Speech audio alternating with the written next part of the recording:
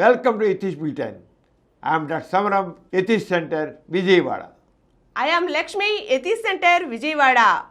ప్రజాస్వామికం నిజమైన ప్రజాస్వామికంగా వర్ధిల్లాలంటే ప్రజలలో నాస్తిక చైతన్యం పెంపొందాలి.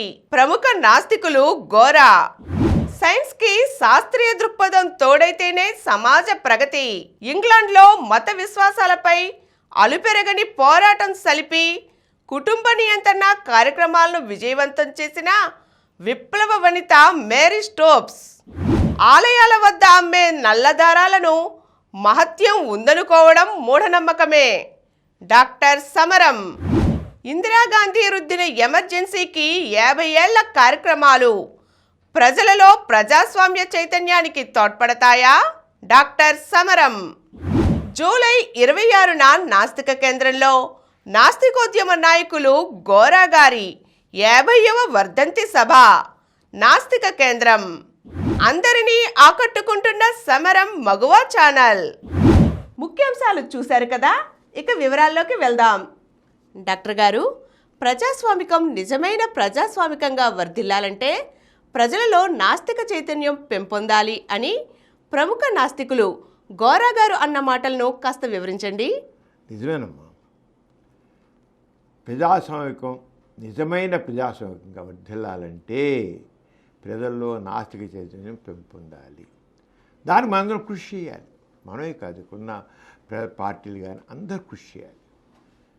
ఒకనప్పుడు అంతా మతపరమైనటువంటి రాజ్యాలు ఉండే, మతస్వామ్యం, మతం అధికారం చెలాయించేది.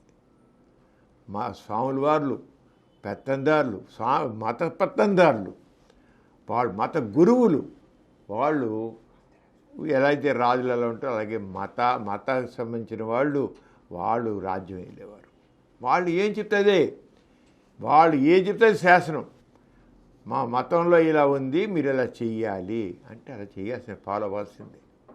ఇప్పటికి మనం చూస్తాం కొన్ని మతపరమైన రాజ్యాల్లో చోట అలాగే ఉంది. మా మత గ్రంథంలో చెప్పినట్లు మీరు నడుచుకోవాలి, అంతే. అలాగే మేము చెప్పినట్లు మీరు చెయ్యాలి. ఇప్పటికీ కొంచెం జరుగుతుంది. కానీ చాలా వరకు ఎన్నో దేశాల్లో అది లేకుండా పోయింది. ఆ తర్వాత మతస్వామ్యం పోయిన తర్వాత రాజుల పాలన వచ్చింది. రాజులు వాడు ఏం చెబుతుంది, రాజు చెప్తే దెబ్బలు కొదవ అన్నట్లుగా వాడు ఏం చెబుతుంది అలాగే ఉండేది. దాని తర్వాత కొన్ని శతాబ్దాల తర్వాత ప్రజాస్వామ్యం వచ్చింది. ప్రజాస్వామ్యం అంటే ప్రజల చేత, ప్రజల కొరకు, ప్రజల పాలన. అది యాక్చువల్గా ప్రజల చేత, ప్రజల కొరకు, ప్రజల పాలన. ప్రజలే తమ పాలన చేసుకుంటారు, తమ ఎన్నుకున్న ప్రజల ద్వారా చేసుకుంటారు. కానీ ఆ ప్రజలు ఎవరు? వాళ్ళు కూడా ప్రజలుగానే, ప్రజల తరపునే, ప్రజల ఆకాంక్షల తరపునే చేయాలని ప్రజాస్వామ్యం ఇది. కానీ అలా అవుతుందా? పార్టీ స్వామ్యం తయారైంది. ఎలా అయితే మతస్వామ్యం వచ్చిందో, ఎంత రాజుల పాలన వచ్చిందో, ఆ రకమైన పార్టీల పాలన వస్తుంది. కొన్ని చోట్ల వ్యక్తి స్వామ్యం వస్తుంది. పార్టీ స్వామ్యం, వ్యక్తి స్వామ్యం. ప్రజాస్వామికం పార్టీ స్వామ్యం అయింది, వ్యక్తి స్వామ్యం అవుతుంది. కానీ ప్రజాస్వామికం అనేది యాక్చువల్గా ప్రజల చేత, ప్రజల కొరకు, ప్రజల పాలన. అది మన కోరుకుంది. మన భారతదేశం తీసుకుందాం. భారతదేశం అలాగే ప్రజల చేత ప్రజాస్వామికం అన్నారు. కానీ ప్రజాస్వామికంలో అలా లేకుండా ఇంకా అందరికీ ఈ ప్రజాస్వామ్యం, మన దేశం డెమోక్రటిక్ రిపబ్లిక్ అన్నప్పుడు ఎంతవరకు కొన్నారంటే ప్రతి వయోధుడికి 20 ఏళ్ళు నిండిన ప్రతి ఒక్కరికి ఓటు హక్కు అన్నారు. ఇప్పుడు 18 ఏళ్ళకి ఇచ్చేస్తున్నారు. అప్పుడు 21 ఏళ్ళు మొట్టమొదటి వచ్చిన 21 సంవత్సరాలు. అంటే ప్రతి వయోజనుడికి ఒక ఓటు సూత్రం ద్వారా రాజకీయ సమానత వచ్చింది. రాజకీయ సమానత అంటే రాజకీయంగా ప్రజాస్వామికంలో అందరూ సమానమే. ఒక పెద్ద ధనికుడికి ఎంత ఏదో అంత విలువ ఆ మామూలు అతి పేదవాడికి కూడా ఉంది. రాజకీయ సమానత్వం. అతనికి ఒక ధనవంతుడికి ఒక వ్యక్తిని ఎన్నుకోవడానికి ఎంత అధికారం ఉందో అతి సామాన్యుడు కూడా అంత అధికారం ఉంది. ఈక్వల్గా సమానమైన అధికారం. ఒక అతి సామాన్యుడు కూడా ఎన్నికలు నిలబడి తాను ప్రజాప్రతినిధిగా వెళ్ళవచ్చు. అది ప్రజాస్వామికులు మన రాజకీయ సమానత్వం. ఇది రాజకీయ సమానత్వం ఇప్పటికి కూడా ఉంది. కానీ ఓట్ల మినిట్లకు ఇప్పటికీ పెత్తందారులు, వాళ్ళు పెట్టుబడిదారులు కొంతమంది ఓట్లు ఇవ్వకుండా బంధువుల దూళ్ళు దాచేస్తున్నారు. అంటే ప్రజాస్వామికం నిజమైన ప్రజాస్వామ్యంగా వర్ధిల్లడం లేదు. ప్రజాస్వామికం భారతదేశం ప్రజాస్వామికం కాదు. అయితే నిజంగా సరైన ప్రజాస్వామికం ఉన్నట్లయితే ఆర్థిక సాంఘిక రంగాల్లో సమానత్వం వస్తుంది, రావాలి. అలాగే ఆకాంక్షించారు. ప్రజాస్వామికంలో రాజకీయ సమానత్వంతో పాటు అందరికీ ఆర్థిక సమానత్వం, సాంఘిక సమానత్వం, అన్ని రంగాలు ఆర్థిక రంగాల్లో రాజకీయ రంగాల్లో సమానత్వం వస్తుంది ఆకాంక్షించారు. జనం అంతా ఆకాంక్షించారు. కానీ అది జరుగుతుందా? జరగడం లేదు. అంచేత ఆరంగా ఆ సక్రమం జరగలేదు. దీనికంతకి అది జరగాలంటే ప్రజలందరూ చైతన్యంతో తమ ప్రజాస్వామిక హక్కులను సక్రమంగా వినియోగించుకుని తమ ప్రతినిధులపై ఒత్తిడి తెచ్చి ఆర్థిక సాంఘిక సమానత్వం లభించే విధంగా శాసనాలు చేయాలని కృషి చేస్తే అసమానతలు లేని సమాజం సాధ్యమవుతుంది. అంటే ప్రజాస్వామికాన్ని అర్థం చేసుకోవాలి. అర్థం చేసుకొని ప్రజల చేత ప్రజల కొరకు ప్రజల పాలన అనేది అర్థం చేసుకుని ఏం చేయాలి? ప్రజలు తమ ఎన్నుకున్న ప్రతినిధుల మీద ఒత్తిడి చేసి నువ్వు మా ప్రతినిధివి. ప్రజాస్వామికంలో వీళ్ళందరూ కూడా ప్రజలకు సేవకులు, యజమానులు కాదు. మనం ఇప్పుడు వాళ్ళ యజమానులు ప్రజలు నెత్తిని పెట్టుకుంటున్నాం. ప్రజాస్వామికంలో ప్రజలు యజమానులు, ప్రజాప్రతినిధులు. వాడు పిఎం కావచ్చు, సీఎం కావచ్చు, ఎమ్మెల్యే కావచ్చు, ఎంపీ కావచ్చు, మినిస్టర్ కావచ్చు, వాళ్ళందరూ ప్రజలకు సేవకులు. అంతే. ప్రజలకు సేవ చేయడానికే ప్రజలు ఎన్నుకున్నారు. కానీ అలా ఉండటం లేదు. ప్రజలు ఓటేసేసి ఊరుకుంటున్నారు. అరే వీళ్ళని మనం పెట్టుకున్నామే, మన నౌకర్లను పెట్టుకున్నామే, మన సేవ చేయడం కోసం పెట్టుకున్నామే.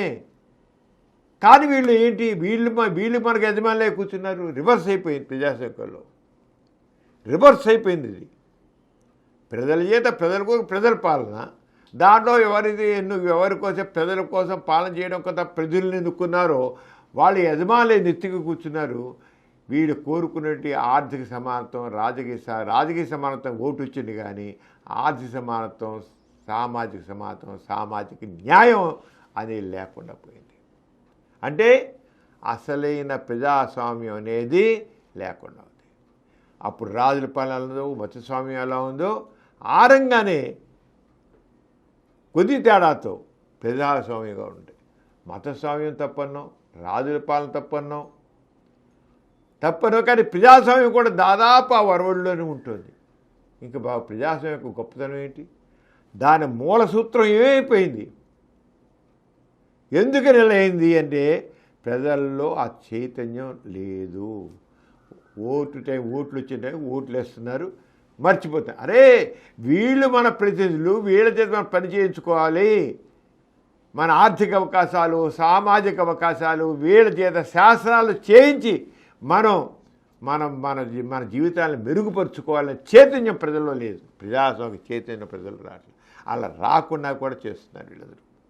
అంచేత ఎందుకు జరగట్లేదు అంటే దీనికి మూల కారణం ప్రజల్లో ఉన్నటువంటి పాత ఆస్తిక నమ్మకాలు చిక్కుకొని పోయి ఉండేవి. ఆస్తిక నమ్మకాలు ప్రజల్లో ఆస్తిక నమ్మకాలు ఉండబట్టి, ఆస్తిక భావాలు ఉండబట్టి దానివల్ల ఈ ప్రజాస్వామ్యం నిజమైన ప్రజాస్వామ్యంగా వర్ధిల్లట్లేదు. దీని మూలం ఏంటి? ప్రజల్లో ఉన్న ఆస్తిక నమ్మకాలు, మత నమ్మకాలు. మతంలో ఏముంటుంది? నిన్నంతా నడిపించేది దేవుడే. ఆ దేవుడు ఎలా ఇస్తే, దైవం ఎలా తెలిస్తే నీకు అలా జరుగుతుంది. అందరి బుర్రల్లో ఆ రకమైన భావాలే గూడు కొట్టుకుని ఉన్నాయి. మన చేతిలో ఏం లేదు, అంత దైవేచ్ఛే. దేవుడు ఎలా చేసేలా దేవుడి కృప ఉండాలి, ఆ దేవుడి కృప ఉండాలి, దేవుడి దయ ఉండాలి, దేవుడి దయ ఉండాలి. ఇది భావం, మన ప్రజల్లో ఉన్న భావం.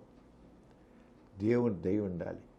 ఎంత ప్రజాస్వామ్యంగా మనం తెచ్చుకున్నాము, మనం నౌకర్లుగా ప్రజలకు ఎన్నుకున్నాము. కానీ వాళ్ళ చేత మనకు కాసిన ఆర్థిక రంగాల్లో, సామాజిక రంగాల్లో, అన్ని రంగాల్లో మనం వాళ్ళ చేత పని చేయించుకోలేకపోతున్నాం. దాంతో వాళ్ళు నెత్తికి కూర్చున్నారు. మన నౌకరు మన నెత్తికి కూర్చున్నాడు, యజమాని కింద పడున్నాడు. ఎందుకు పడున్నాడు యజమాని? కారణం ఆస్తిక నమ్మకాలు. మనం చేసేది ఏం లేదు. దేవుణ్ణి ఎలా ప్రార్థిస్తున్నాం? నా బతుకుపోయి ఇంతకాలం నుంచి మత స్వామ్యంలో, రాజుల పాలనలో, ఓ దేవుడా మమ్మల్ని రక్షించు, మమ్మల్ని రక్షించని ఎలా చేశారో, మా బతుకు బాగుపోతే ఎలా ఇప్పటికీ ఆ వరవడి సాగుతుంది. ఇప్పటికీ ప్రజాస్వామ్యం వచ్చినప్పటికీ మా బతుకులు బాగుపోవచ్చు, మా బతుకు బాగుపడి ఆస్తిక నమ్మకాలతో అలాగుంటున్నారు. కాంచేతే వీళ్ళు మొత్తం ఓటుకు నిరూపించేప్పటికీ జీవితాలు బాగుపడడం లేదు. కేవలం ఇప్పటికీ మా జీవితం బాగుపడే దేవుడిని వేడుకోవడమే ఉంటుంది. కాదు, దేవుడు ఏం చేస్తాడు?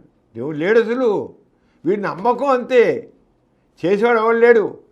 వాడి బతుకుని వాడే బాగుపరుచుకోవాలి, లేకపోతే మనం ఎన్నుకున్న ప్రజల ద్వారా బాగుపడాలి అంతే. వాడి కృషి ద్వారా, వాడి స్వయం కృషి ద్వారా వాడి బతుకుని వాడు బాగుపరుచుకోవాలి.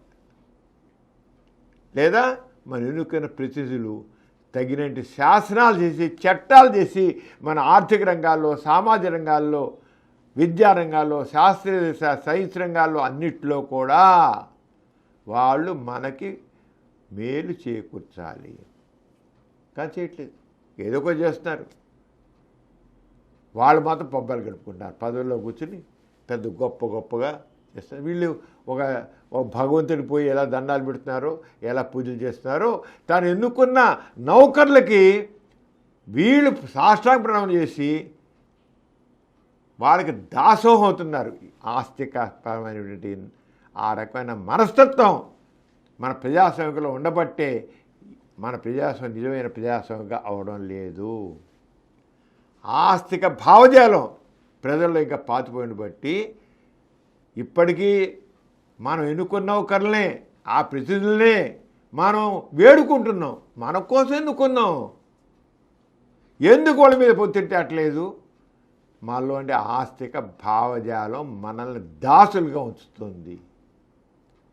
అంచేత ఎప్పటికీ మనలోంచి ఆస్తిక భావజాలం పోకపోతే ఇది ఇలాగే సాగుతుంది. ఇంకా పూర్వకాలం లాగానే ఆ పెత్తందారులు, ఆ రాజులు, ఆ మతస్వాములు, మతస్వాములు వారులు ఎలా అయితే ప్రజల్ని వాళ్ళు శాసిస్తూ కూర్చున్నారో ఈ రోజుకి ఇప్పటికీ వీళ్ళు ఇలాగే చేస్తారు.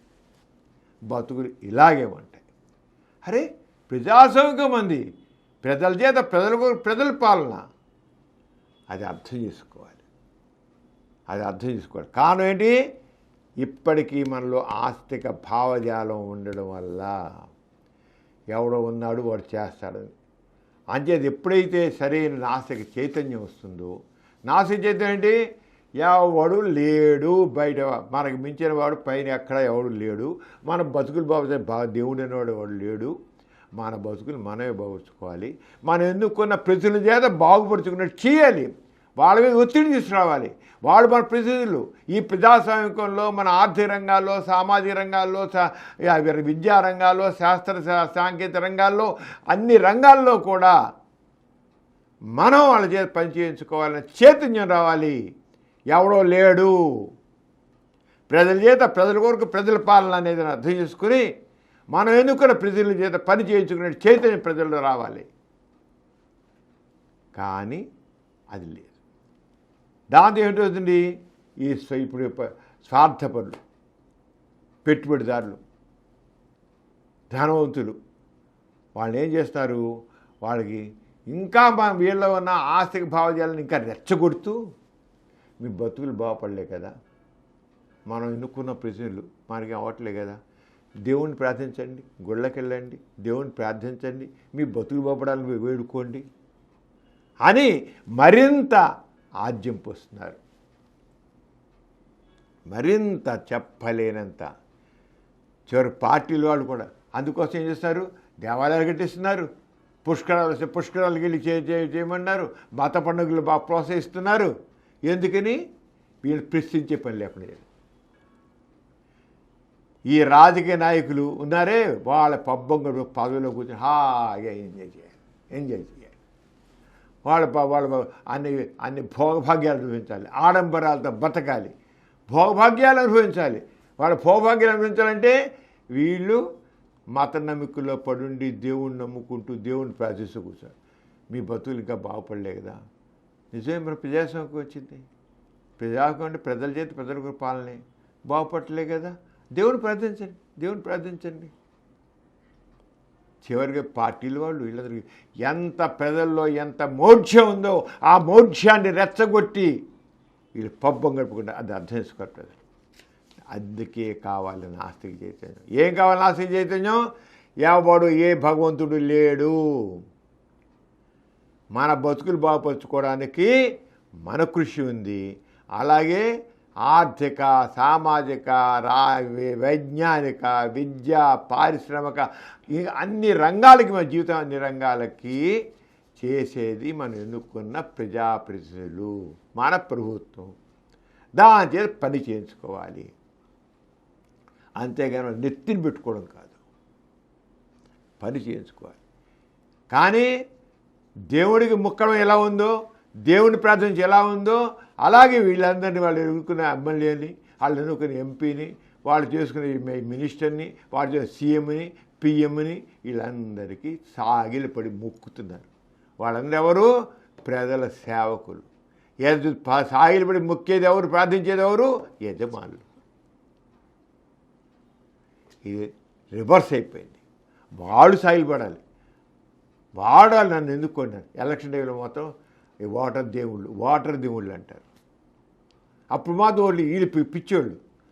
పైకి ఒక 5,000 6,000 ఇస్తే, ఓటుకి ఇస్తే ఆహా ఎంతకాలం మన చేతులు 5,000 వచ్చాయి ఓటుకి అనుకోవడం, ఓటిపించడం, ఆడికి ఓటేసేయడం.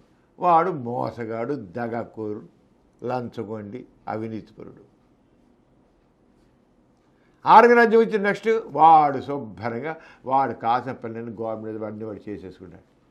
కుక్కకి బిస్కెట్లు పడేసేట్లు దాని తోకడుతూ తిరుగుతుంటారు. నాకు అతను బిస్కెట్లు పడేస్తాయి. వీళ్ళు కూడా అలాగే వాళ్ళు జేజేలు కొట్టుకుంటూ మూర్ఖులుగా ఎంట పరుగులు పెడుతున్నారు. ఇదిగో సంక్షేమ పథకం, అదిగో సంక్షేమ పథకం, ఇదిగో నీకు ఇది ఇచ్చాను, అది ఇచ్చాను అని తాయిలాలు చూపించి అసలు అంతా అనుభవించేది వాళ్ళు. ఎవరైతే యజమానులుగా ఉన్నారో ప్రజాస్వామ్యంలో వాళ్ళు దుర్భరస్థితి అనిపిస్తున్నారు. కాదు, మనం చేసుకున్న ప్రజాస్వామ్యం ప్రజల చేత ప్రజల పాలన అనేది అర్థం చేసుకొని ప్రజల మీద ఒత్తిడి చేసి, వీళ్ళ మీద మా ప్రజాప్రతినిధుల మీద ఒత్తిడి చేసి వాళ్ళ చేత పని చేయించుకోవాలి అనే చైతన్యం రావాలి. ఆ చైతన్యం నాస్తిక చైతన్యం. అసలైన ప్రజాస్వామ్యాన్ని అర్థం కాకుండా చేస్తున్నారు ఈ పార్టీ స్వామ్యంలో పార్టీ నేతలు. వ్యక్తి స్వామ్యంలోకి వెళ్ళి చేస్తున్నారు. అంచేత మత పండుగలు పోషిస్తే మన మతాన్ని పోషించారు, మనకి ఇంత పండిచ్చారు, మన గుడి కట్టుకోమన్నారు, ఇంత ఇచ్చారు.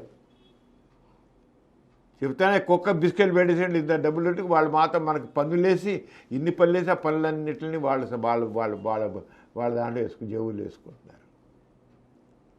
మరి మాత్రం ఇన్ని ట్యాక్స్లు వేస్తారు నెత్తిన. ఈ ట్యాక్స్, ఆ ట్యాక్స్, చెత్త ట్యాక్స్ నుంచి సంపన్న ట్యాక్స్ దాకా ఉంటాయి. మనకి దోచుకుంటున్నారు. మనం అది అర్థం చేసుకోవాలి. ప్రజాస్వామ్యాన్ని అర్థం చేసుకోవట్లేదు.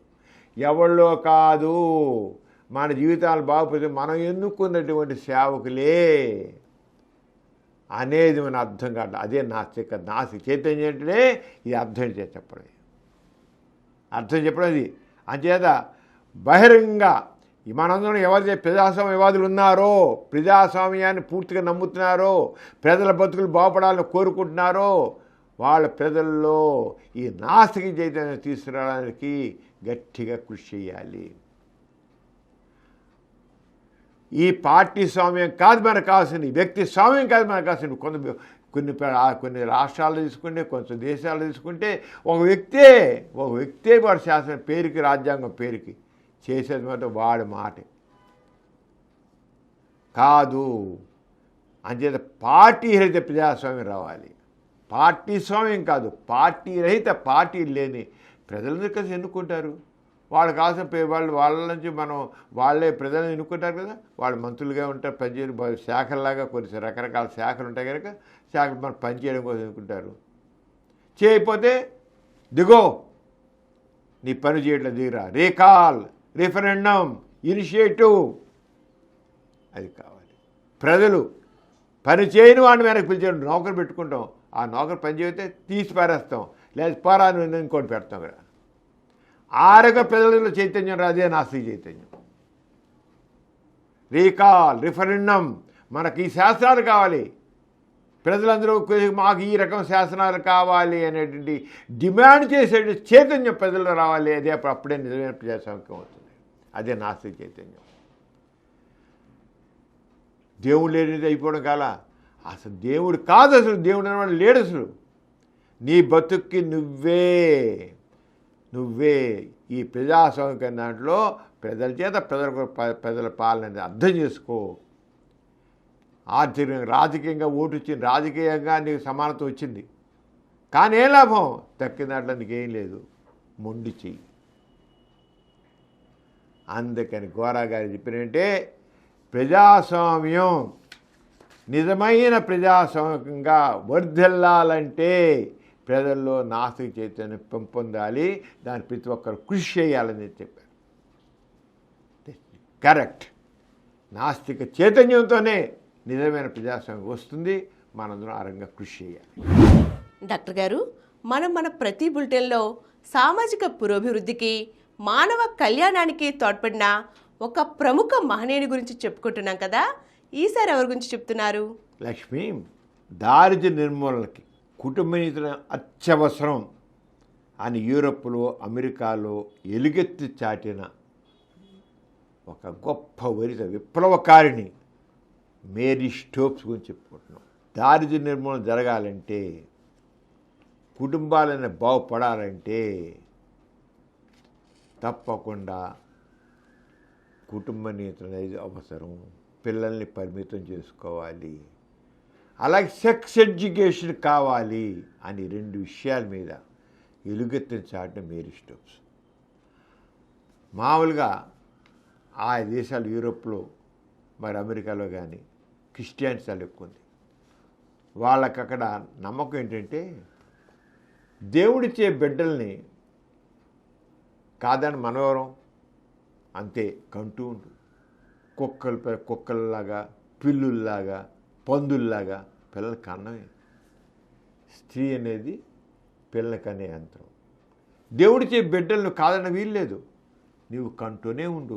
ఆడ చచ్చిపోయినా పర్వాలా, ఆడ ఆరోగ్యమాడు. అది ఈ క్రిస్టియానిటీలో ఉన్నటువంటి ఒక ముఖ్యమైన భావం. మేరీ స్టోక్స్ ఏం చేసినంటే, ఇలాగ పిల్లల్ని కనేస్తూ ఉంటే ఆడ బతుకు పాడైపోతుంది, ఆడ జీవితం పాడవుతుంది, ఆరోగ్యం పాడవుతుంది. పైగా ఇంతమంది జనాభా వస్తే అందరికి తిండి పెట్టలేరు, అవకాశాలు రావు. చదువుకోవడానికి అవకాశం ఉండవు, తినడానికి సరి తిండి ఉండదు, ఉండడానికి ఇల్లు సరిగా ఉండదు, కట్టుకొని బట్ట ఉండదు. ఎలా ఇస్తారు? ఎవరు ప్రొవైడ్ చేయలేరు. అంచేత అందరూ దారిద్ర్యంలో ఉంటారు. దారిద్ర్యం పోవాలంటే, ప్రజలు హాయిగా బతకాలంటే కుటుంబ నియంత్రణ కావాలి, పిల్లల కన్నాన్ని తగ్గించాలి, పరిమిత కుటుంబం కావాలి. అయితే ఇది అర్థం చేసుకోవాలని కాదు, సెక్స్ ఎడ్యుకేషన్ కావాలి. పిల్లల్ని ఎలా పరిమితి చేసుకుంటావు, కుటుంబాన్ని ఎలా చేస్తావు? సెక్స్ ఎడ్యుకేషన్ కావాలి. సెక్స్ ఎడ్యుకేషన్, సెక్స్ అనేది బూతు. అసలు సెక్స్ అనేది మాట ఎత్తడానికి వీల్లేదండి మతం. క్రిస్టియానిటీలో సెక్స్ గురించి మాట్లాడడానికి వీల్లేదు. ఎందుకంటే మనిషి పుట్టిందే పాపం చేసి పుట్టాడు. అందుకనే ఓ పాపి, ఓ వ్యభిచారి అంటారు. ఓ పాపి, ప్రతి మనిషి పాపే, పాపం చేసి పుట్టినవాడు. అలాంటి దాటి నో నథింగ్. సెక్స్ ఎడ్యుకేషన్ కావాలి. నీవు నీ బతుకునే చేసుకో.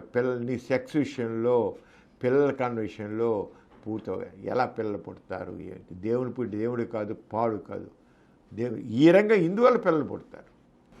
ఆడవాళ్ళలో ఓవరీ ఉంటుంది, దాని అన్నం విడుదలవుతుంది, యూట్రస్ గర్భం ఉంటుంది, ఆ గర్భంలో మగవాళ్ళలో వీరికణాలు ఉంటాయి, ఆ వీరికణాలు కలిస్తే వీరికణం అన్నం కలిస్తే అది పిండంగా మారి గర్భాశయంలో ఎదుగుతుంది. ఇది సెక్స్ ఎడ్యుకేషన్. దాన్ని నువ్వు నియంత్రణ చేసుకో. ఈ పిలిచి వాడు, ఇది చెయ్యి, లూప్ వేయించుకో అని చెప్పి ఇంకేంది. మహాపాపం ఆ దేవుడిచ్చే దాన్ని కాదని వివరించి చాలా చాలా చాలా వ్యతిరేకత ఎదుర్కొంది మేరీ స్టోప్స్. అలాంటి ధీర వనిత మేరీ స్టోప్స్ ఇంగ్లాండ్లో ఎడిన్బరోలో ఒక మధ్యతరగతి కుటుంబంలో 1880 అక్టోబర్ 15 జీవించింది. 1880 అక్టోబర్ 15. ఆమె 23 ఏటనే బాటనీలో డాక్టరేట్ పొంది, 23 సంవత్సరాల వయసులోనే డాక్టరేట్ పొంది. అలా చేసిన ఆవిడ చేసినంటే ఒక కుటుంబ నియంత్రణ పుస్తకం రాసింది.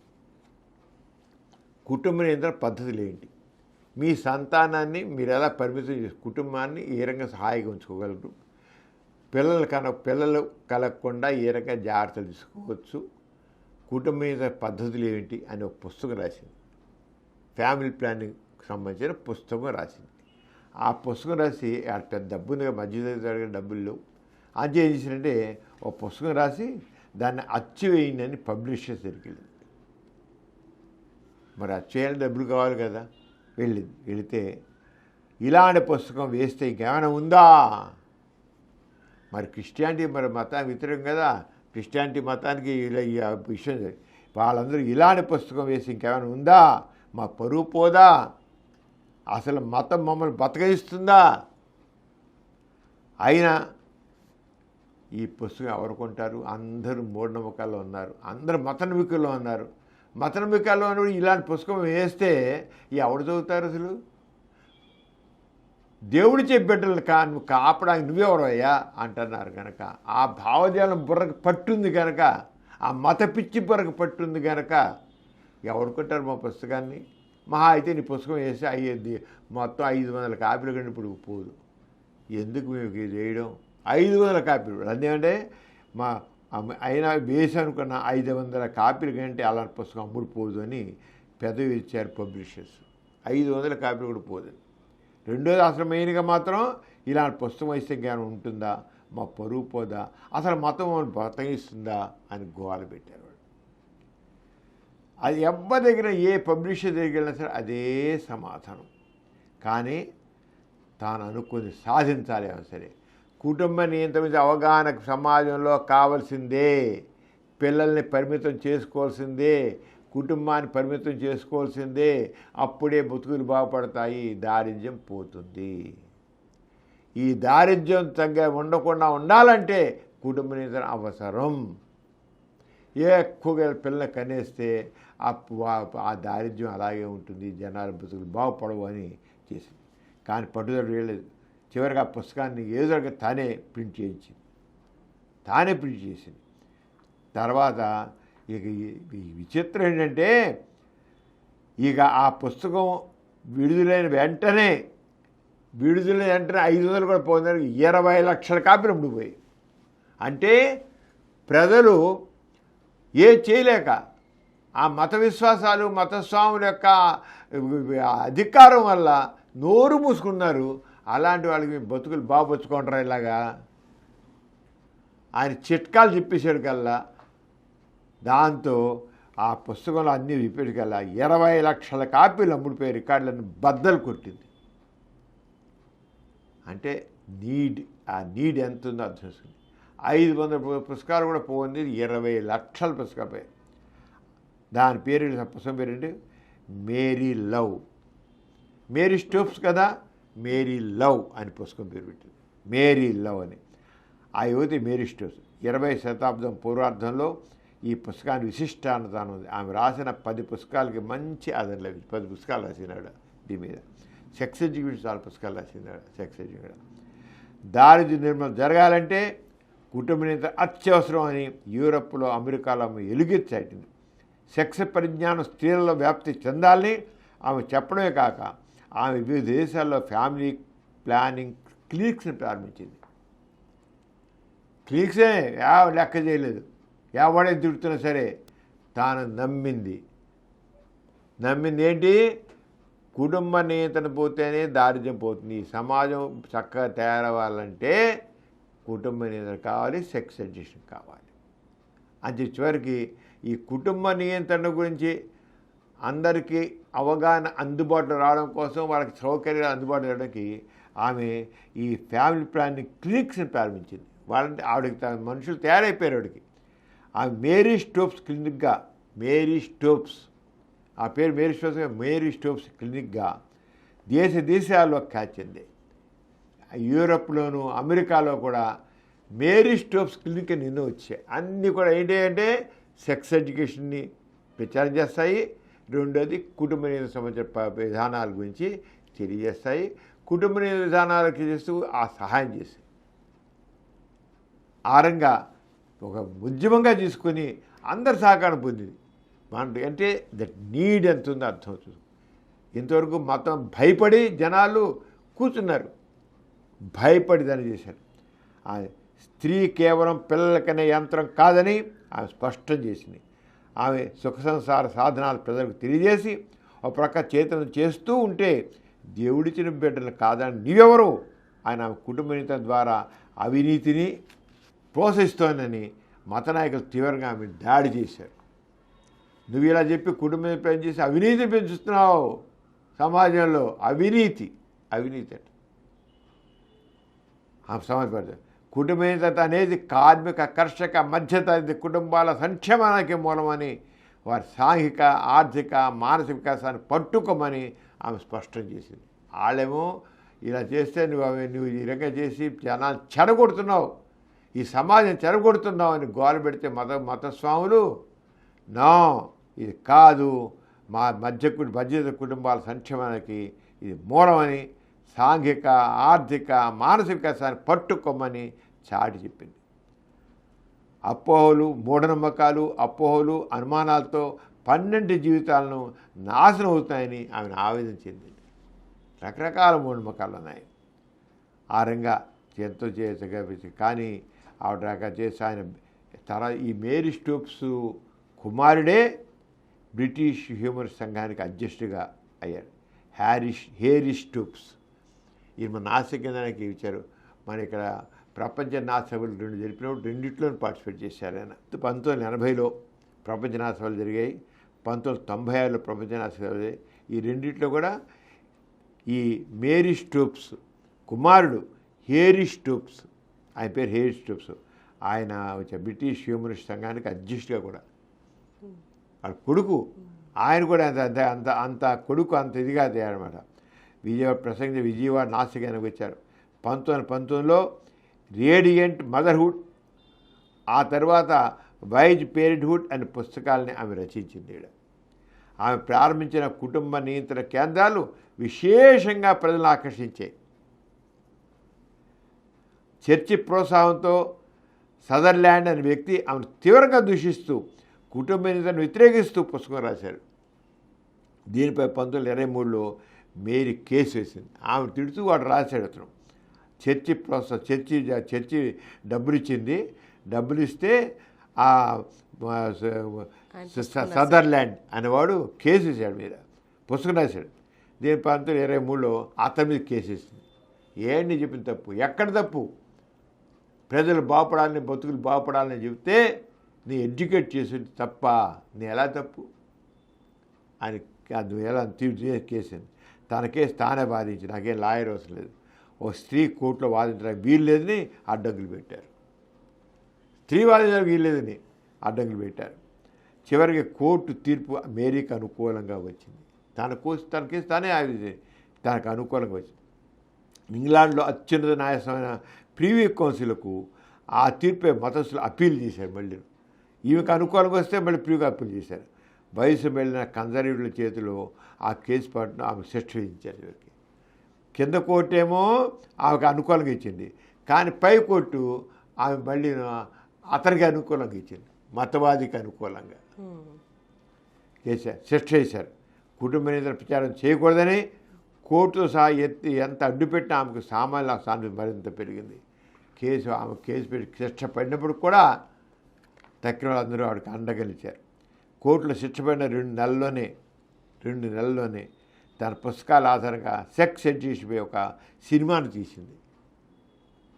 సెక్స్ ఎడ్యుకేషన్ సినిమా తీసింది. ఉష్ట్రపక్షులు అనే నాటకం రాసి ప్రదర్శించింది. స్త్రీలలో సెక్స్ పరిజ్ఞానాన్ని బాగా పెంపొందించింది. స్త్రీల స్వేచ్ఛ స్వాతంత్ర్యాలు పెంపొందించడంలో, పేదరికాన్ని తగ్గించడంలో కుటుంబ నియంత్రణ ప్రధానమైనదని ఆమె ఎలుగెత్తి చాటింది. స్త్రీలలో కాదు, స్వేచ్ఛ స్వాతంత్ర్యం రావాలంటే, పేదరికం తగ్గించాలంటే కుటుంబ నియంత్రణ కావాలి, సెక్స్ ఎడ్యుకేషన్ కావాలి. లెక్కలేని వ్యతిరేకతలు ఎదుర్కొన్న అసమాన ధైర్యశాలి మేరీ స్టోక్స్ 1958 అక్టోబర్ 2న ఇంగ్లాండ్లో మరణించింది. అంటే దాదాపు 58 సంవత్సరాల క్రితం ఇంగ్లాండ్ మీద ఆ మరణాంతం ఆమె కళ్ళు సాకారం అయ్యాయి. కావాలని చేసిన కదా. 1957 నుండి అంతవరకు వ్యతిరేకంగా ఉంది. 1957 నుండి ఇంగ్లాండ్లో స్త్రీలకు ఉచితంగా గర్భనిరోధక మాత్రలు, గర్భనిరోధక సాధనాలు ప్రభుత్వం ఇవ్వడం ప్రారంభించింది. ఆమె పడ్డ కష్టం 100 సంవత్సరాలు, దాదాపు 100 సంవత్సరాలు పడ్డ కృషి 1950లో ఇంగ్లాండ్లోనే ప్రభుత్వమే గర్భనిరోధక మాత్రలు, ఈ సాధనాలు ఉచితంగా కూడా పెట్టింది. చైనా వంటి మరెన్నో దేశాల్లో స్త్రీ పురుష కుటుంబ నియంత్రణ ఆపరేషన్లు కూడా ప్రచారంలోకి వచ్చాయి. మతం పట్టు సళ్ళింది, వ్యక్తి స్వేచ్ఛ పెరిగింది. పరిమిత కుటుంబం సుఖ సంసారానికి సాధనాన్ని మేరీ చెప్పిన విషయం ప్రభుత్వాలు గుర్తించాయి. పేదరిక నిర్మూలనలో, విద్యా వ్యాప్తిలో సెక్స్ ఎడ్యుకేషన్ కుటుంబ నియంత్రణ ఎంతో ముఖ్యమైంది. నాస్తికులు, అభ్యుదయవాదులు ప్రపంచవ్యాప్తంగా కుటుంబ నియంత్రణకి, సెక్స్ ఎడ్యుకేషన్ వ్యాప్తికి అవిరళ కృషి చేస్తూ ఉన్నారు.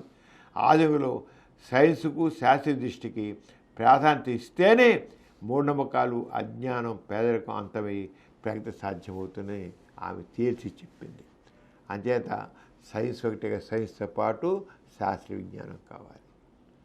ఈ రకంగా ఇలాంటి మహానుభావుల కృషి వల్లనే ఈరోజు మనం అందరితో హాయిగా ఉన్నాం. ఆమె ఎన్ని కష్ట జైలుకి వెళ్ళింది, తిట్టు తింది, నానా దుర్భాషలు పడింది. చివరికి ప్రభుత్వమే అందరికి ఉచితంగా బిళ్ళలు పెట్టింది, క్లినిక్స్ పెట్టింది, అన్నీ చేసింది. అంటే ఏదైనా మార్పు చేయాలని మొదట్లో చాలా ఇబ్బందులు వస్తాయి, తర్వాత అవన్నీ సర్దుమడుగుతాయి. ఇది మేరీ స్టోక్స్ గురించి కదా. మనందరికీ, ముఖ్యంగా అందరికీ, భారతదేశంలో అందరూ కూడా ఇది కనువిరుపు. డాక్టర్ గారు, కొందరు ఆరోగ్యం బాగాలేదనో, దుష్టశక్తుల నుండి రక్షించుకోవడానికనో ఆలయాల వద్ద అమ్మే దారాలను కొనుక్కుని ధరిస్తుంటారు కదా, దీని గురించి మీరేమంటారు? లక్ష్మి, ఆలయాల వద్ద అమ్మే నల్లదారాలను ధరించినట్లయితే, కట్టుకున్నట్లయితే రకరకాల దోషాలన్నీ పోతాయి అనుకుంటారు. అందుకే నల్లదారాలు, అవన్నీ మంత్రించిన దారాలని, దేవుడి ఒక ప్రభావం ఉందని అనుకుంటారు. మంత్రంలో ఏదో ఉందనుకుంటారు. మంత్రాలు ఏమున్నాయి? మామూలు పాటలు, సినిమా పాటలు ఎలాగో అది మంత్రం ఉండాలంటే ఏం తేడాలి? మంత్రాలు కేవలం అక్షరాల పొందిక, అంతేగాని వాటి మహత్యం ఏమీ లేదు. ఈ మంత్రాలకి మనమే మహత్యం అంటగట్టాం, అంతే, ఏమీ లేదు.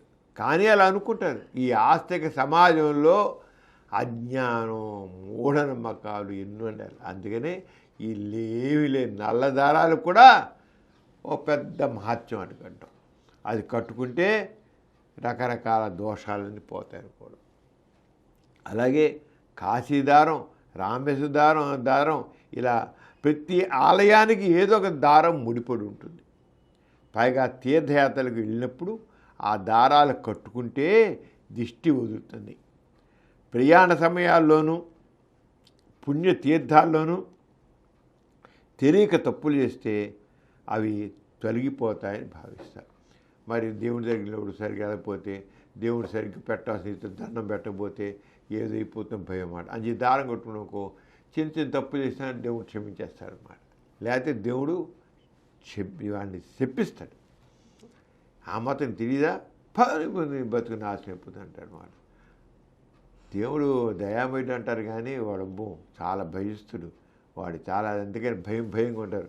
వాడు ఎక్కడ చెప్పిస్తాడో అని అంచే దారాలు కొట్టుకుంటారు. ఇది మామూలుగా ఇంకా మామూలుడికి కావాల్సిన బిజినెస్. ఆ దారాలు మామూలు దారాలను కట్టుకోవడం. వాడు అమ్ముతాడు 10 రూపాయలకి, 15 రూపాయలకి, 50 రూపాయలకి. ఇది ఇంకా మహా గొప్ప మంత్రం, ఈ మహామంత్రం. ఆ మంత్రం చేసాం, అది చేసాం, ఇది చేసాం అని చెప్పి ఇది రేట్లు పెంచేస్తాడు వాడు ఒకదాడు. ఈ పిచ్చి వాళ్ళేమో మరి మత నమ్మకం మోక్షం వాడికి అన్నీ గొప్పే. అలా వాటికి ఏమీ విలువ లేదు. ఆలయాల వద్ద అమ్మే దారాలకి ఎటువంటి విలువ లేదు, అది తెలుసుకోవాలి. మహత్యాలు కూడా ఇదకే మహత్యం లేదు. మహత్యాలు లేనే లేవు. దారాలు అమ్ముకోవడం ఒక వ్యాపారం. వాడు పట్టపూటికి అమ్ముకుంటాడు. వాడిని కట్టుకుంటే ఫలితం వస్తుంది అనుకోవడం వ్యక్తిలోని అజ్ఞానానికి చిహ్నం. అజ్ఞానమే. లేకపోతే దారాలు కట్టుకోవడం, మంత్రాలు అమ్ముకోవడం అంత మనిషిలో మోక్షానికి ప్రత్యేకమని నేను. అంచేత ఆలయాల వద్ద అమ్మే నల్లదారాలకు మహత్యం అనేది ఆలయాలే కాదు, ఎక్కడ అమ్మినా సరే, ఎవడు చెప్పినా సరే, ఏ తాయి చెప్పినా, ఇంకోటి చెప్పినా, యంత్రాలు కట్టినా, ఇంకోటి చెప్పినా అన్నీ ఒట్టి బోగస్. దేంట్లో మహత్యం లేదు. ఈ నల్లదారాలే కాదు, దేంట్లో కూడా లేదు. ఇవన్నీ ఒట్టి హంబక్. వీటిలో ఎటువంటి విలువ లేదు. అసలు దేవుడే లేడు. మంత్రానికి విలువే లేదు, మంత్రానికి శక్తి లేదు, ఏమీ లేదు. అంత ఒట్టిది. మనుషుల్ని ఈ మతం ఏం చేస్తుందంటే, మత విశ్వాసాలు మనిషిని మోక్షంలో ఉంచుతాయి. ఆ మోక్షం నుంచి ఇవన్నీ చేస్తున్నాయి. అంతకంటే వీటికి ఏం విలువ లేదు. మనుషుల ఈ మోక్షంలో ఉంచే వ్యాపారం చేసుకుంటారు. కోట్లు కొల్లగొడుతుంటారు జనాల దగ్గర. మోక్షం ఉండాలి, ప్రజలు అజ్ఞానం ఉండాలి, మూఢనమ్మకాలు ఉండాలి. అప్పుడే తక్కిన వాళ్ళకి దోచుకునే వాళ్ళకి ఆహా తేలిగ్గా బిజినెస్ చేస్తారు. అలా ఉంచాలి, అలా మోఢ్యం ఉంచాలి అనుకుంటారు అన్నమాట. దానికోసం ఎన్ని జిమ్మిక్కులు చేయాలో అన్ని జిమ్మిక్కులు చేస్తారు. ఎంత ప్రచారాలు చేయాలో చేస్తారు. అది టీవీలో కావచ్చు, రేడియోలో కావచ్చు, పేపర్లో కావచ్చు, మన సోషల్ మీడియాలో కావచ్చు. చెప్పని అంత చెత్త అంతా ప్రచారం చేస్తారు. వీళ్ళేమో మత విశ్వాసాన్ని పెట్టి నమ్ముకుని కూర్చుంటారు. ఇది జరిగేది. అంతకని లేదు. వేటు కూడా ఏ రకం మహత్యం లేదు. ఇవన్నీ కేవలం మూఢనమ్మకాలు అంతే. ఎథిస్ట్ బులెటిన్లో చిన్న విరామం.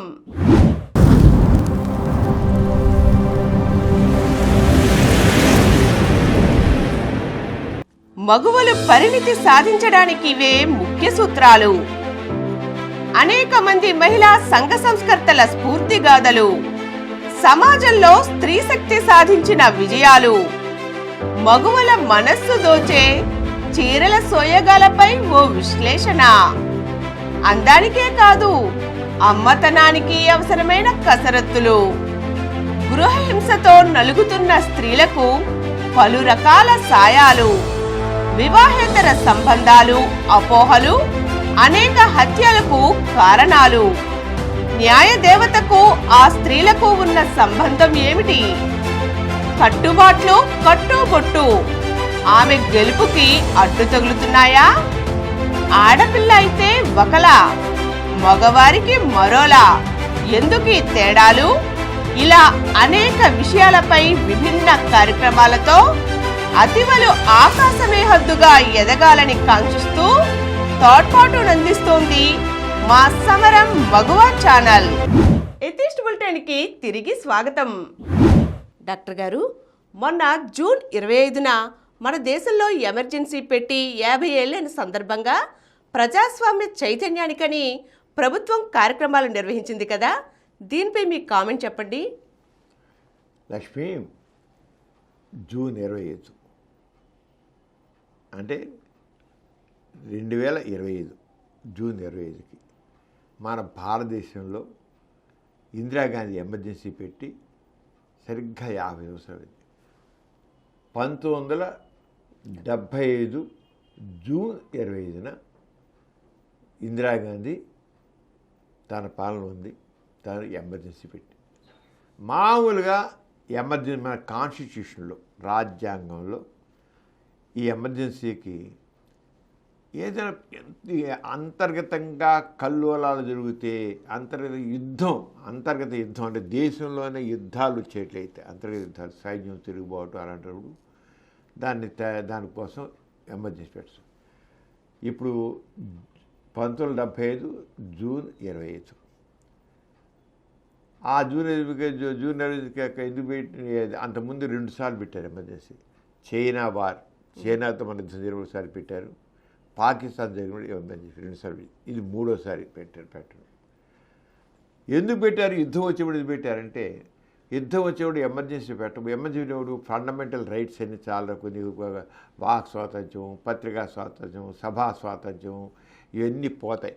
అలాగే కోర్టుకి వెళ్ళి ఏమిటి నా నోరు నొక్కిస్తారు, మామూలుగా అయితే నేనేం తప్పు చేశానని నా మీద కేసు పెట్టారు, నా నోరు నొక్కిస్తారు అని అడగచ్చు. ఇప్పుడైతే అడగచ్చు. కానీ ఎమర్జెన్సీ టైంలో ఈ ఫండమెంటల్ రైట్స్ అన్నీ కూడా హరింపబడతాయి.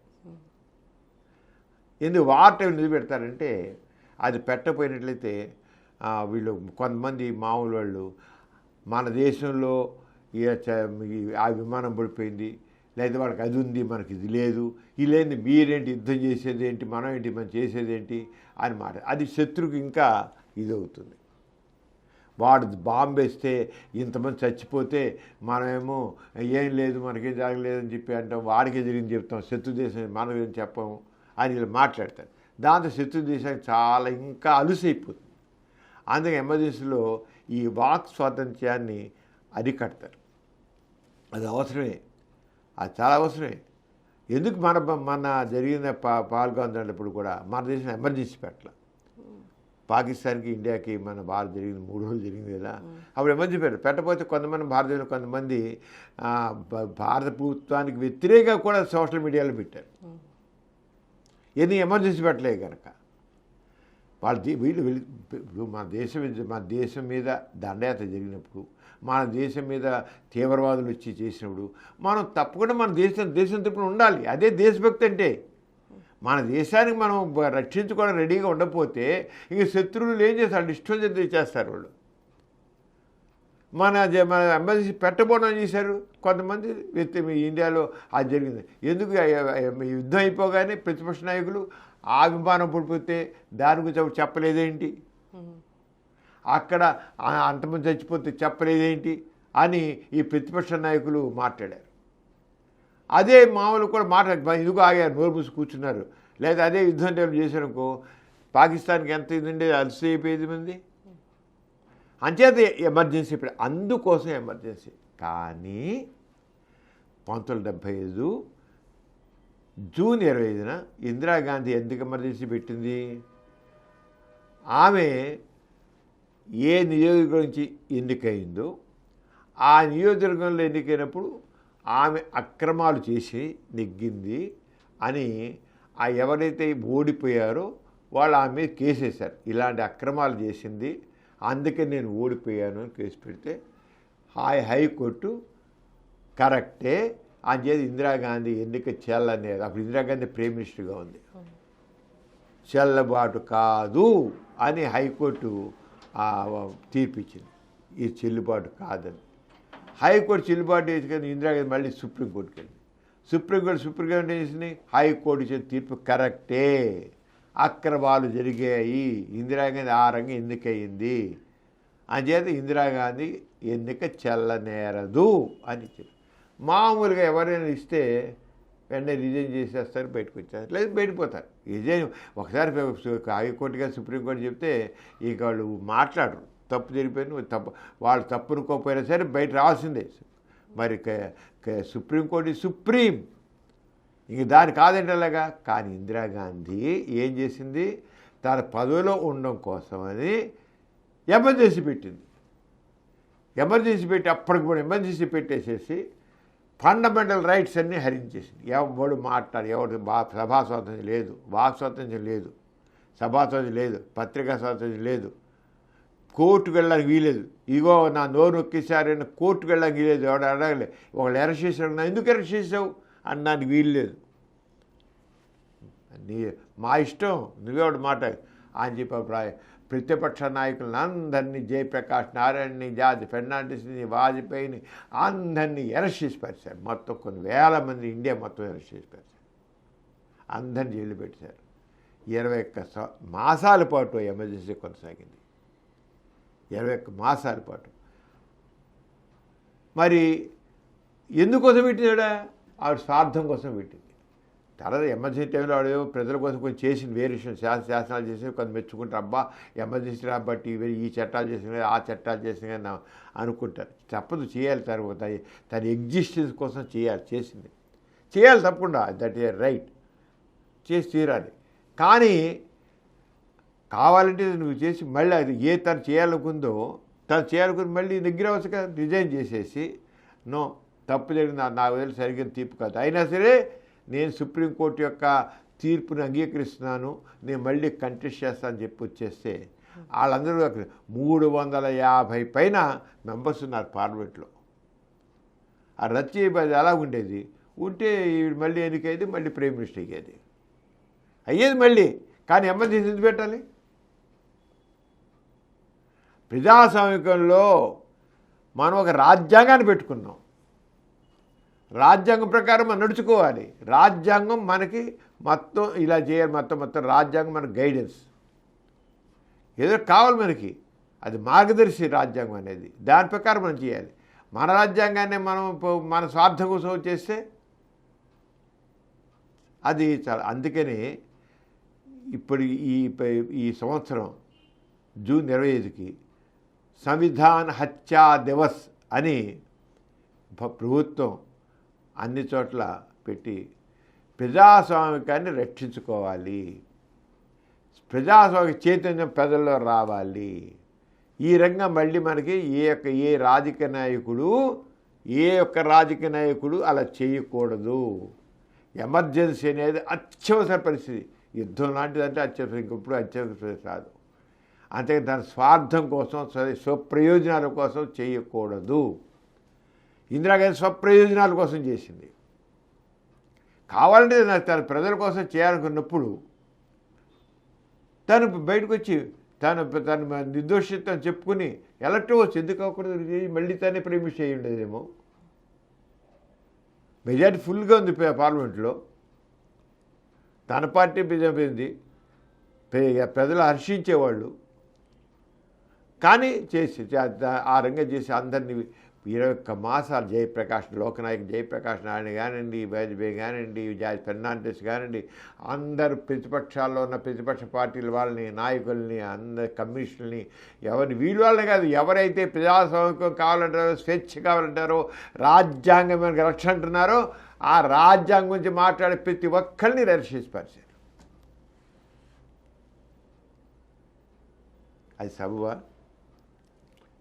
ఇప్పుడు ఎందుకు పెట్టారు వీళ్ళు? ప్రజాస్వామికం రక్షించబడాలి, ప్రజాస్వామ్యం వర్ధిల్లాలి, రాజ్యాంగమే మన సుప్రీము, రాజ్యాంగం ప్రకారమే పాలన జరగాలి అనేది మన ఉద్దేశం. అయితే కొంతమంది ప్రతిపక్షం వాళ్ళు ఏమన్నారంటే, కాంగ్రెస్ వాళ్ళు కూడా ఏమన్నారంటే, ఈ కాంగ్రెస్ని బలహీనపరచడం కోసమని బీజేపీ వాళ్ళు ఈ కుట్రపడినంగా ప్రజలు ఆ రంగంలో సానుభూతిని లేకుండా చేయడం కోసం దీన్ని నడిపారు అని అన్నారు. సానుభూతి లేకుండా అని కొంతమంది అంటున్నారు. ఎందుకు లేకపోతే ఎందుకు చేయాలి అంత? ఇప్పుడు 50 ఏళ్ళు అయిపోయింది కదా అని. 50 ఏళ్ళైనా తప్పే. ఇప్పుడు నిజంగా ఏం చేయాలి? నిజంగా మనస్సాక్షిగా చెప్పాల్సిందంటే ఎస్, రాజ్యాంగం మనం ప్రతివాడు రాజ్యాంగాన్ని చెప్పాలి. మరి రాజకీయాల్లో ఉన్న ప్రతివాడు రాజ్యాంగమే మనకి సుప్రీం అని చెప్తారు. ఎవరైనా సరే ఎవరైనా రాజ్యాంగం మన రాజ్యాంగం ప్రకారం నడిపించమని చెప్తారు. వీళ్ళు ఎవరెందుకైనా సరే నేను రాజ్యాంగ సాక్షిగా నేను పాలన చేస్తానని చెప్పాలి. వాళ్ళు చేస్తేనే అవ్వాలి. లేకపోతే నేను రాజ్యాంగ సాక్షిగా చేయను, నా ప్రకారం నేను చేస్తాను అంటే వాళ్ళు ఎవడు, వాడు ఎంపీ ఎవడు, ఎమ్మెల్యే ఎవడు ఓ మినిస్టర్ వాళ్ళని చేయాలన్నా రాజ్యాంగ సాక్షిగానే చేస్తా, రాజ్యాంగాన్ని నేను అమలుపరుస్తాను అని చెప్పి తీరాలి వాడు. కాదు నా ప్రకారం చేస్తా, రాజ్యాంగం లెక్క చేయాలంటే చెల్లుబాటు కాదు. మరి అలా చేసి మరి దాన్ని దెబ్బ కొడితే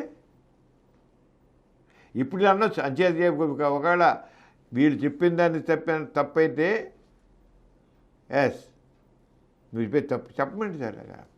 అంతేగాని మమ్మల్ని అడగొట్టడానికి నువ్వు ఓట్లు ఇంకా పెంచుకోవడానికి, సీటుకు పెంచుకోవడానికి, నువ్వు బలం అవడం కోసం నువ్వేం చేస్తున్నావు అని అంటున్నారు. ఉంటే ఉండదు, కొంత స్వార్థం ఉండొచ్చు వాళ్ళ బలం. వాళ్ళ స్వార్థం ఉన్న రెండు పక్కలు వీళ్ళ బలహీనతను సర్దిద్దుకోవాలి. నేను చెప్పాలి వీళ్ళు కావాలంటే అప్పుడు జరిగిపోయింది, మేము మాత్రం పూర్తిగా రాజ్యాంగ బుద్ధులుగానే ఉంటాము. అప్పుడు జరిగిన దానికి మరి మేము చేస్తాం. అప్పుడు ఇందిరాగాంధీ అలా చేసింది, మేము మరి ఆమె ఎందుకు చేసినా మాకు తెలియదు. కానీ ఇప్పుడు అందరూ 50 ఏళ్ళు అయిపోయింది కదా, మేము మాత్రం అది అలా జరిగింది మేము ఒప్పుకోవట్లేదు మొక్క అనొచ్చుగా అనరు. దాన్ని మేము తప్పని ఒప్పుకుంటున్నాం అని కూడా చెప్పచ్చు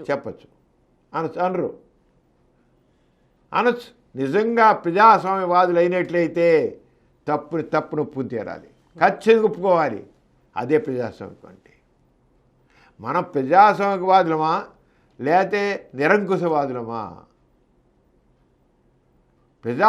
ప్రతి వ్యక్తికి వయోజన హక్కు, ఓటు హక్కు ఎలా ఉందో, ప్రతి వ్యక్తికి ఎలా స్వేచ్ఛ ఉందో, స్వేచ్ఛగా ఫండమెంటల్ రైట్స్ మన రాజ్యాంగంలో ఫండమెంటల్ రైట్స్ మనకి ఇచ్చే ప్రాథమిక హక్కులు అనేది రాజ్యాంగ పరంగా మనకు పడ్డారు. మీకు ఏమైనా ఉల్లంఘన జరిగితే నువ్వు సుప్రీంకోర్టు వెళ్ళచ్చు. సుప్రీంకోర్టు మన రక్షణిస్తుంది.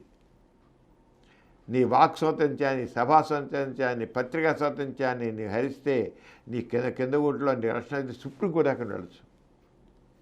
నీ స్వేచ్ఛ ఉంది. ఇండివిజువల్ ఎవరైనా సరే యూ కెన్ కంటెస్ట్.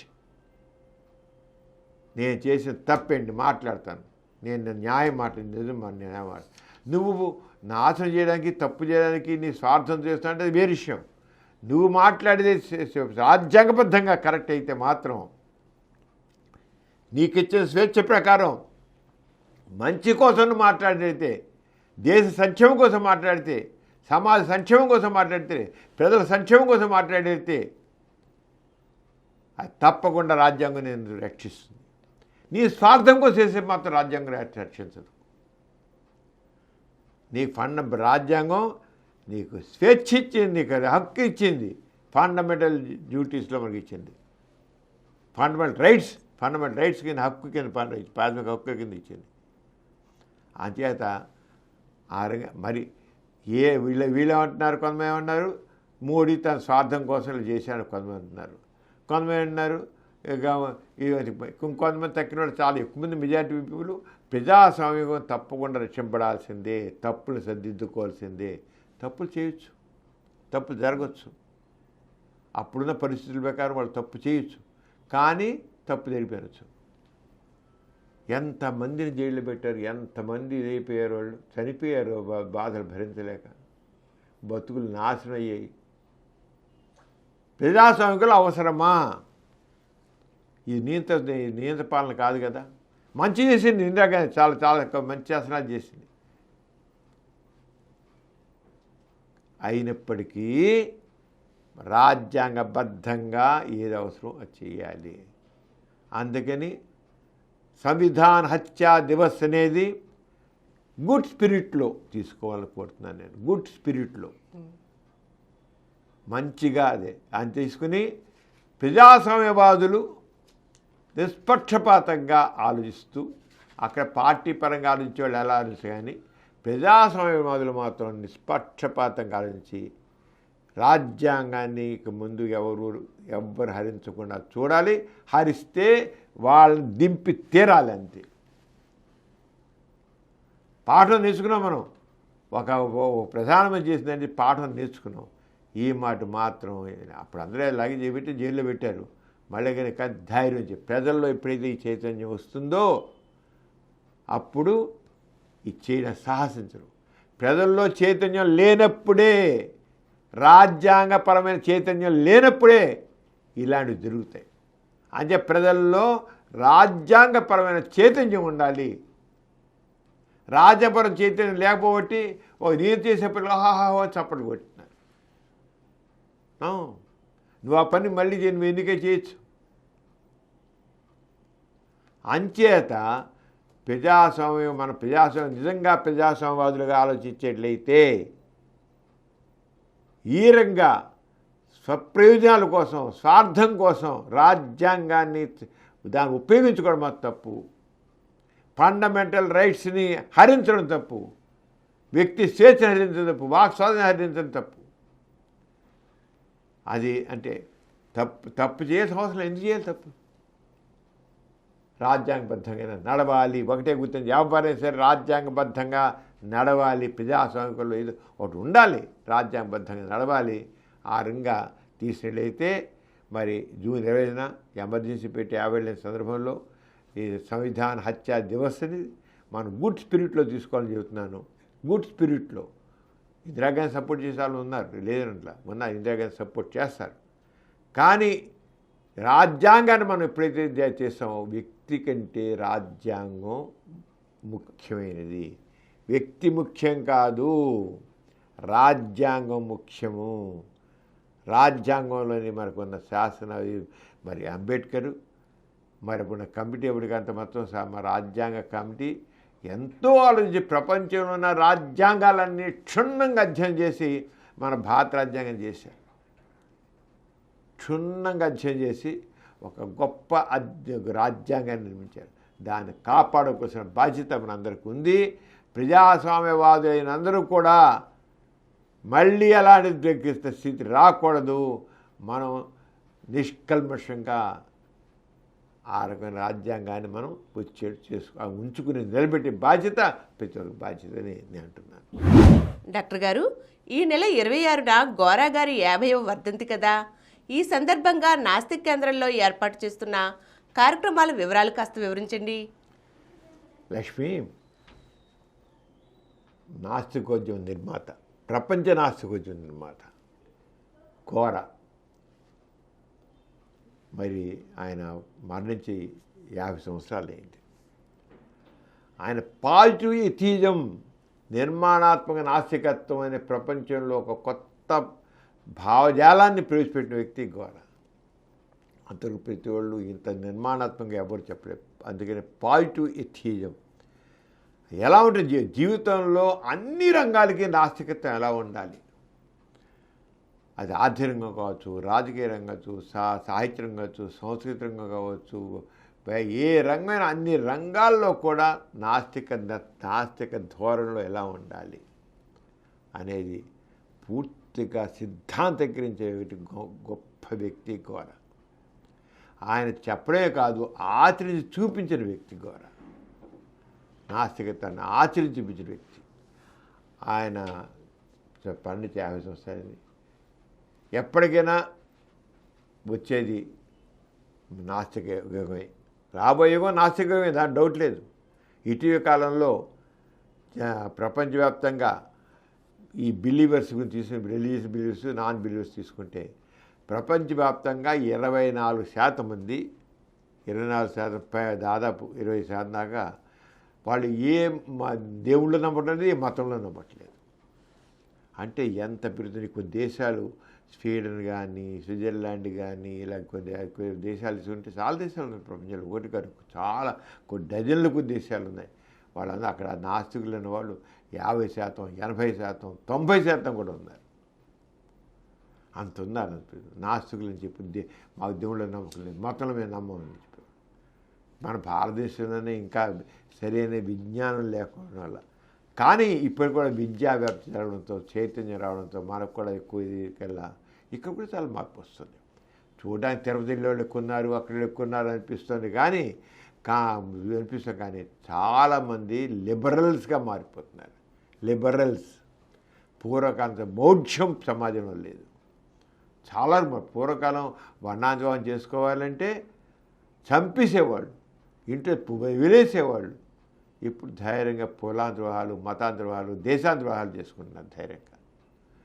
ఆ మత విశ్వాసం సడలుతోంది, దేవుని విశ్వాసం సడలుతోంది. కొద్దిగా ఊరికి ఫ్యాషన్గా ఉంది కొద్దిగా, ఫ్యాషన్గా అంతకంటే లేదు. అంచేత ఆ ఘోర అంచేత రాబోయే యుగం నాస్తికత్వాందే దొరకలేదు. ఆయన మరణించి 50 సంవత్సరాలైనా సరే ఆయన ఏ పాజిటివ్ థీజాన్ని ప్రబోధించారో అది అండర్ కరెంట్గా ప్రపంచవ్యాప్తంగా ఉంది. ఆయన ప్రపంచంలో దేశాలన్నీ జరిగారు. ఆయన కొన్ని దేశాల్లో హ్యూమనిస్ట్గా అసోసియేషన్ పెట్టిన వాళ్ళు, నేషనల్ ఘోరాగా పనిచేసారు, అందరూ ఎథిస్ట్ అసోసియేషన్గా మార్చేశారు. ఘోరా గారు నాస్తికత్వమే సరైనది అని. ఆ సందర్భంలో ఆయన మరణించి రేపు జూలై 26కి ఈ జూలై 26కి ఈ నెలే కదా జూలై 26కి 50 సంవత్సరాలు పూర్తవుతుంది మరణించి. ఈ సందర్భంలో ఆయన వర్ధన సభలో మరి ప్రముఖ సామాజిక విశ్లేషకులు, జీవశాస్త్ర శాస్త్రజ్ఞులు, కేంద్ర సాహిత్య అకాడమీ పురస్కార గ్రహీత శ్రీ దేవరాజు మహారాజు గారు, డాక్టర్ దేవరాజు మహారాజు గారు ఘోరా గారి గురించి మాట్లాడుతున్నారు. దాంట్లో ఏంటంటే సామాజిక పరివర్తన ఘోరా కృషి అనే విషయం. సమాజంలో ఎంతో మార్పు వచ్చింది, సామాజిక విప్లవం వచ్చింది, సామాజిక పరివర్తన ఎన్నో మార్పులు వచ్చాయి. ఆ మార్పులకి ఘోరా గారు ఏ రంగా దోహదపడ్డారు? సామాజిక పరివర్తన ఘోరా కృషి. ఘోరా ఎన్ని రంగాలు చేశారు, ఈ రంగం ఆ రంగం కాదు, అది సాంఘిక రంగం కావచ్చు, ఆర్థిక రంగం కావచ్చు, లేకపోతే విద్యారంగం కావచ్చు, శాస్త్రీయ రంగం కావచ్చు, అన్ని రంగాల్లోనైనా ఆయనంటే ఒక ముద్ర ఉంది ఘోరా గారి. ఆ సామాజిక పరివర్తన తీసుకొచ్చిందని, ఆ సామాజిక పరివర్తనలో ఘోరా చేసిన అమోఘమైన కృషి గురించి మరి కొత్త తరానికి తెలియాలి, తరానికి తెలియాలి. ఆ తెలియడం కోసం దేవరాజు మహారాజు గారు ఆయన వస్తున్నారు. ఆయన మాట్లాడుతున్న అందరికీ చెప్పేది ఏంటంటే, రండి, మీరంతా తెలుసుకోండి. విషయాలు మనం ప్రత్యక్షంగా విన్నప్పుడే మనకన్నీ అర్థమవుతాయి మనకి. అంచేత నేను కోరేదంటే విజయవాడ నాస్తిక కేంద్రంలో రేపు 26వ తారీఖున ఉదయం 11 గంటలకి అక్కడ కాన్ఫరెన్స్ హాల్లో ఘోరా గారి 50వ వర్ధన సభ జరుగుతుంది. అందరూ పాల్గొనుకుంటున్నాను. ఇంత అడ్వాన్స్గా దిగుతున్నా అంటే అందరికీ ఈరోజు చాలా పనులు ఉంటున్నాయి. ఆ పనులను మీరు అడ్జస్ట్ చేసుకోండి. ఎందుకంటే చాలామంది ఘోరా గారి సభలకి బయట వాళ్ళు చాలా దూర ప్రాంతాలకు కూడా వస్తారు ఘోరా గారి సమితిని. అంతే వాళ్ళందరూ కూడా రేపు ఎవరు మాట్లాడుతున్నారు ఏంటి తెలియజేస్తున్నాను. అని ప్రతివాడు కూడా దేవరాజు మహారాజు గారు మాట్లాడుతున్న విషయంలో పాల్గొనండి, మీ భావన కూడా పంచుకోండి. మనం తప్పకుండా నాస్తికత్వం వ్యాప్తి కృషి చేయాలి, అందరం కృషి చేయాలి. అన్ని రంగాల్లో, రాజకీయ రంగం కావచ్చు, ఆర్థిక రంగం కావచ్చు, సామాజిక రంగం కావచ్చు, విద్యారంగం కావచ్చు, సైన్స్ రంగం కావచ్చు, అన్ని రంగాల్లో కూడా ఈ నాస్తిక చైతన్యాన్ని తీసుకురావాలి.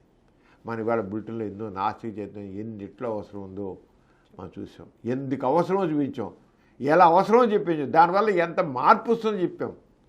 మరి దీంట్లో ఈ బులెటిన్లో మనం ఎన్నో విషయాలు చెప్పుకుంటున్నాం. అంచేత కోరేదని మీరందరూ కూడా ఈ నెల 26న జరిగే కార్యక్రమంలో పాల్గొనాలని నేను కోరుతున్నాను. అంచేత ప్రతి వాళ్ళు రావాలని కోరుతున్నాను. మరి లక్ష్మి, మనం ఇవాళ చాలా వేసుకున్నాం. దాంట్లో ఇప్పుడు మనకేంటి ముఖ్యంగా సమరం ఛానల్స్. ఆ సమరం ఛానల్స్లో మనం అన్ని 20 ఛానల్స్ ఉన్నాయి మనకి.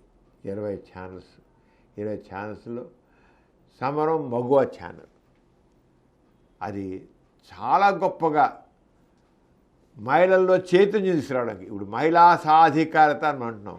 మహిళా సాధికారత అంటే కేవలం ఆర్థికంగా కాదు, అన్నిట్లోనూ మహిళలకి ఒక రకమైన వాళ్ళకి నాలెడ్జ్ కావాలి, ఒక వ్యక్తిత్వం ఉండాలి.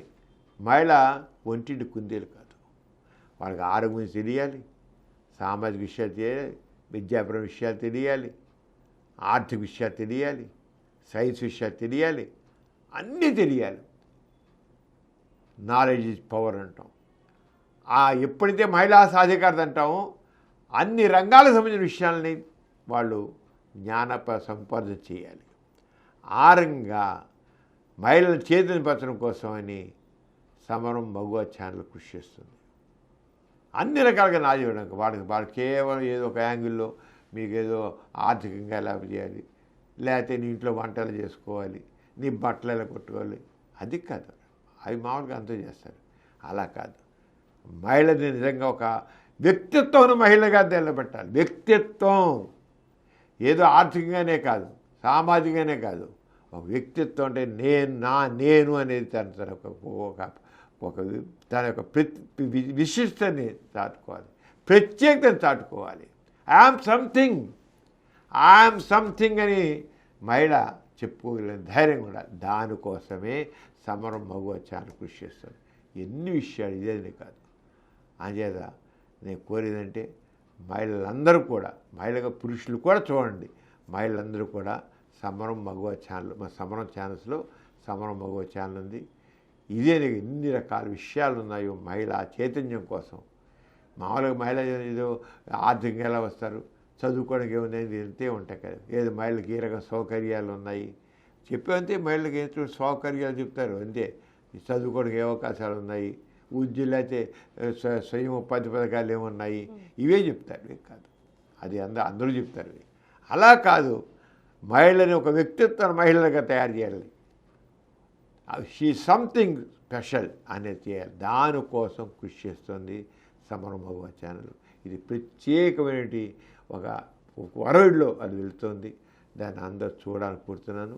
మీరు ఇద్దరు చూడకపోతే సబ్స్క్రైబ్ చేయండి సమరం మగువ ఛానల్. సమరం మగువ ఛానల్ చూసినట్లయితే తప్పకుండా ఆ వ్యక్తిత్వంలో ఒక కొత్తదనం వస్తుంది, ఒక చైతన్యం వస్తుంది, ఒక స్ఫూర్తి వస్తుంది. అంచేత కానుకొడుతూ మరి లక్ష్మి, ఇవాళ మనం చాలా విషయాలు చెప్పుకున్నాం. చైతన్యం, నాస్తిక చైతన్యం కాదు ప్రజల్లో. నాస్తిక చైతన్యం కోసం మనం కృషి చేయాలి. నాస్తిక చైతన్యం చేయబడే అటు రాజకీయ రంగంలో కానీ, ఆర్థిక రంగంలో, సామాజిక రంగంలో కానీ, సైన్స్ రంగంలో కానీ, ఈ రంగం ఆ రంగం అన్ని రంగాల్లో కూడా విప్లవాత్మక మార్పు వస్తుంది, జీవితాలనే మార్చేస్తుంది. ఇప్పుడు ఈ విషయం అన్ని ఛానల్స్ అన్నీ కూడా ఆరంగం కృషి చేస్తే, ఎథిస్ట్ బులెటిన్ కూడా ఆరంగం మనం చేస్తున్నాం. అందరూ అవన్నీ తెలుసుకొని చేస్తూ మరి అందరి సెలవు తీసుకున్నాం. అందరికీ జై ఇన్సాన్. ఈ కార్యక్రమం మీకు ఎంతో నచ్చింది కదా. ఇటువంటి మరిన్ని వీడియోల కోసం అనతి కాలంలోనే 20 కోట్ల వ్యూస్ సాధించిన సమరం ఛానల్ సమర్పించు ఎథిస్ట్ బులెటిన్ ఛానల్కు సబ్స్క్రైబ్ చేయండి, లైక్ చేయండి, మీ ఫ్రెండ్స్కి షేర్ చేయండి.